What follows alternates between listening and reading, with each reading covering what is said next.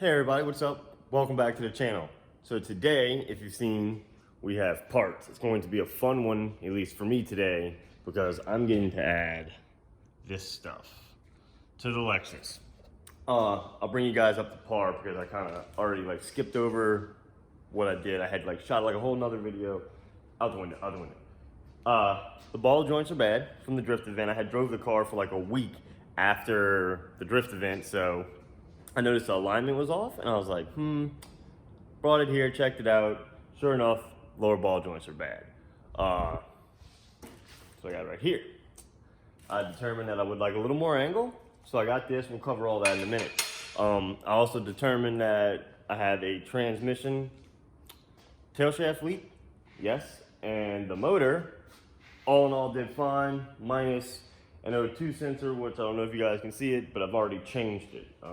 Here's my old one. So I've already skipped over a bunch of stuff, like I always like to do.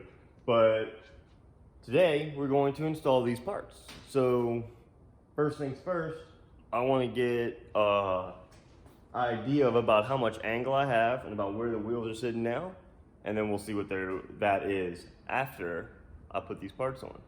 So let's get at it and try and get this knocked out today, hopefully.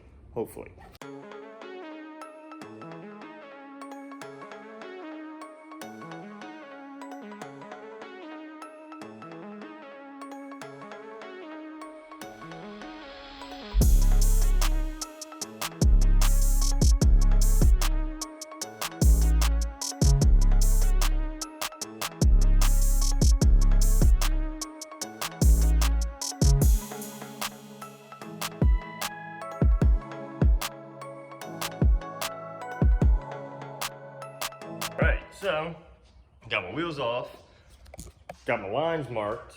I don't know if I did that right, make fun of me if you will. Let's get into some of these, yikes, relax, Drew. Let's get into some of these parts. They're just stock. Really, this is the kicker. So, these are the Drift HQ knuckles. There's plenty of videos out there on them. I am doing GS300 outer tie rods because they're about that much longer-ish, yeah, about that much-ish. I'll show you guys the comparison in a minute. What else? This little guy. This little guy's my biggest interest right here is this throttle lock. I really want to see what this does. It's supposed to open it up an extra 20%. You know, say it's 80%, this goes to 100%.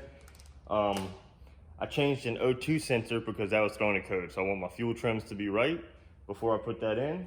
So I have to make sure that I don't know if I'll get to that today. We'll probably just focus on the suspension because on these factory ones, factory ball joints, you got to pretty much cut that off, to my understanding. And I'm on a debate. I have some little spacers for the inner tie rods. I think I'm gonna run without them. I don't know. Let's just get into it and we'll see where I go from there. So, all right, guys. So I went ahead on and jumped ahead of you guys because I didn't really have my light. Couldn't really see. But I had the ball joint loose, obviously. Tie rod loose down there. Both of those are 19s. You just take the cotter key out. Key, my personal trick. This guy, pickle fork, and a good old hammer. Get it out every time. That's for your ball joints. You have to wedge them in under here, under the ball joint, and then beat it, and it'll separate them out. So, with all that being said, and all that's dangling, make sure you guys bust that loose. You don't want to move it, but just so your tie rod just comes out.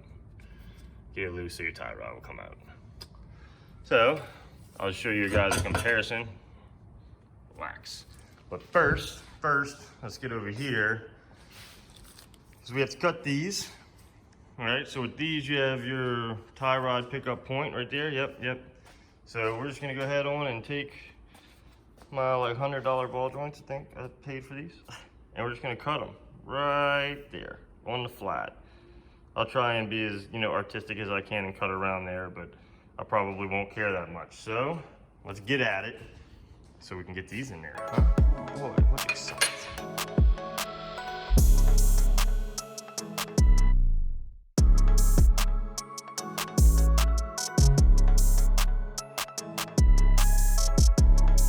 ball joints cut. I'm gonna take these over to No Drift shop in a second, grind them down, make them look pretty, because they're just sharp on the edges. And you can see how it sticks out a little bit past there. All right, so I'll do my best to explain this.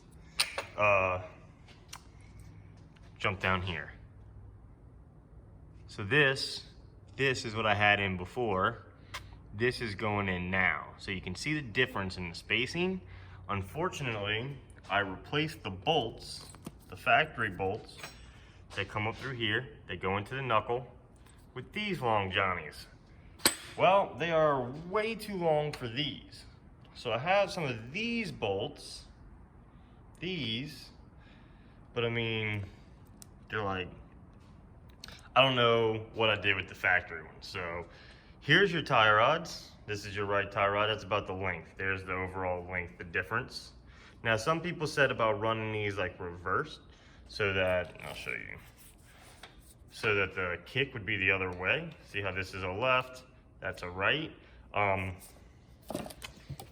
just gonna leave those loose. I'll leave them loose as I install them and then turn the wheel back and forth while the car's in the air and see if it hits, because that's all that's gonna happen is it would hit on the wheel prematurely and grind. So I'll see and let you guys know.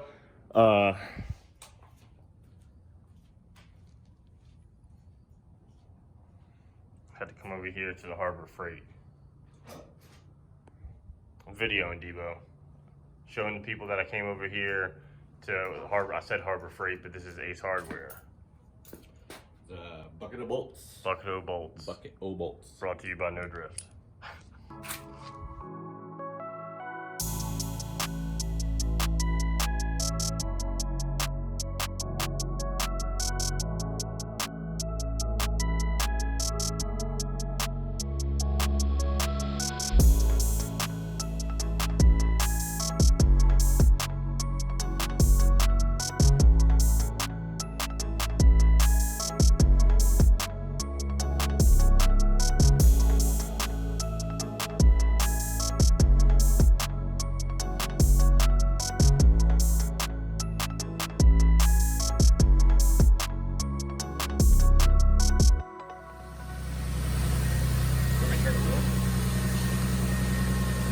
I mean, look at that poke, Debo. Yeah, turn the wheel, my guy. Turn the wheel. Let's see what we got. So these are our lines before.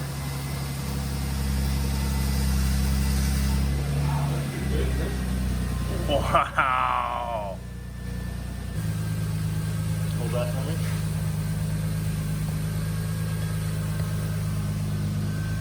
So I don't have to mark the line, but I mean, that's pretty flat.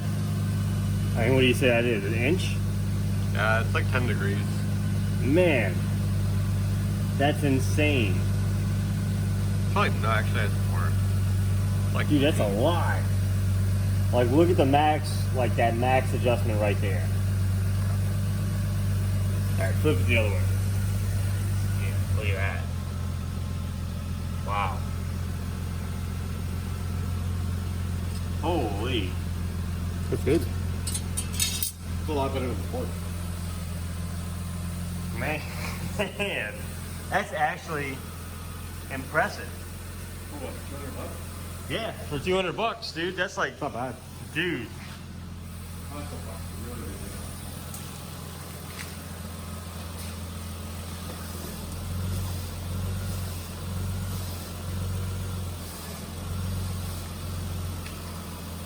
Got some poke. Definitely got some poke. But I mean, that's to be expected.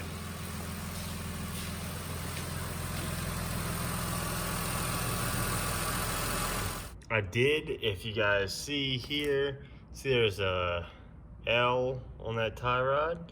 I did run the tie rod backwards because they hit this bolt right here.